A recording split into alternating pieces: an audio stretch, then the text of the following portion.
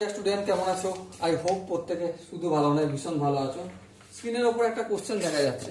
প্রশ্নটা কি দেখো, প্রশ্নটা এটাই বলেছে যে এবিসি ত্রিভুজ এবিসি সূক্ষ্মকোণী এবং cos B plus C minus A equal to 0 degree.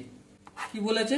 cos B plus C minus A equal to 0, sine আর কি বলেছে sine C plus A minus B equal to √3/2।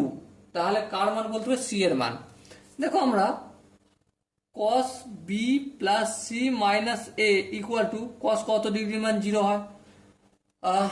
cos কত ডিগ্রির মান 0? cos 90 ডিগ্রির মান 0। চলো লিখে দিলাম 90 ডিগ্রি। তাহলে কি পেলাম? B plus C minus A equal to 90 ডিগ্রি, এটা একটা পেলাম। ওকে, এদিকটা দেখো sine C plus A minus B, sine কত ডিগ্রির মান? √3/2, অবভিয়াসলি সাইন 60 ডিগ্রির মান। তাহলে C plus A minus B equal to কত হলো? 60 ডিগ্রি। এবার এই দুই ইকুয়েশনকে যদি আমি যোগ করি কি পাবো? পাবো minus A plus B plus C equal to 90 ডিগ্রি। এই ইকুয়েশনটাকে আমি একটু সাজিয়ে লিখলাম। আর এটাকে লিখলে কি পাবো? প্লাস এ, তারপর মাইনাস বি, তারপর plus C equal to 60 degree.